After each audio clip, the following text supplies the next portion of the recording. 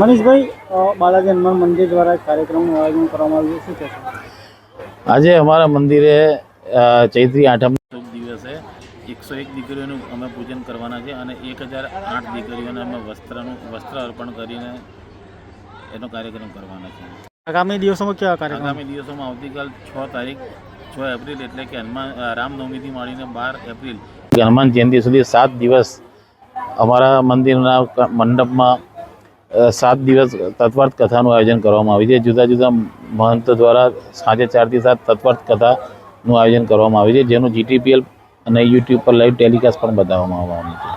અને છેલ્લા દિવસે એટલે કે હનુમાન જયંતિના દિવસે સવારે 51 કુંડી હનુમાન દાદાનો મહાયજ્ઞ કરવામાં આવશે અને ત્યારબાદ સાંજે દાદાની શોભાયાત્રાનું પણ આયોજન કરવામાં આવેલું છે.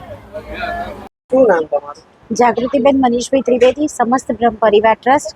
અને અમે અહીંયા નવરાત્રિ નિમિત્તે દરેક નાની નાની દીકરીઓ ખુશ થઈને અમારા ત્યાં આવે છે અને એમનું અમે પૂજન કરીએ છીએ, જેથી આજુબાજુના ગામની દરેક દીકરીઓ ખુશ થાય. અને દીકરી દેવો ભવ કહેવાય છે, એટલે દીકરીનું ખાસ મહત્ત્વ છે. એટલે અમે ખાસ કરીને અહીંયા નાની નાની બાળાઓનું અમે નવરાત્રિ દરમિયાન બંને નવરાત્રિ આસો અને ચૈત્ર દરેક બંને નવરાત્રિ દરમિયાન અમે પૂજા કરીએ છીએ.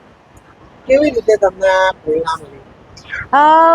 અમારે મન દીકરી એ જ સાચું ધન એવું અમે માનીએ છીએ. આ સૂત્ર અમારું છે, એટલે અમે એ રીતે માનીને અમે દરેક દીકરીનું પૂજન કરીએ છીએ. અને મારે પણ એક દીકરી છે, માટે સંતાનમાં દીકરી હોવું એ કેટલું મહત્ત્વ છે એનું મહત્ત્વ સમજાવવા માટે આ ગામડામાં એના માટે થઈને અમે દીકરીનું પૂજન કરીએ છીએ. તમે કેટલા વર્ષથી આ કાર્યક્રમ કરો છો અને સમાજને શું સંદેશ આપો?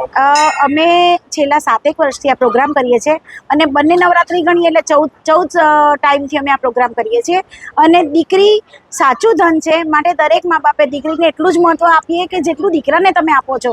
એવું આ નાના નાના ગામડાઓમાં એ સંદેશ આપવા માટે થઈને અમે આ દીકરીનું પૂજન કરીએ છીએ. શું નામ તમારું? ભોલા મહારાજ. મહારાજથી શું કાર્યક્રમ થઈ રહ્યો છે, શું મહત્વ છે, શું કહેશો? વર્ષમાં જે 4 નવરાત્રિ આવે છે એમાં ચૈત્ર નવરાત્રિ અને આસો નવરાત્રિનું બહુ મહત્ત્વ બતાવ્યું છે. એટલે નિજ મંદિરમાં બાલાજી હનુમાનજી મંદિરમાં ચૈત્ર મહિનામાં દેવીનું અનુષ્ઠાન થાય છે.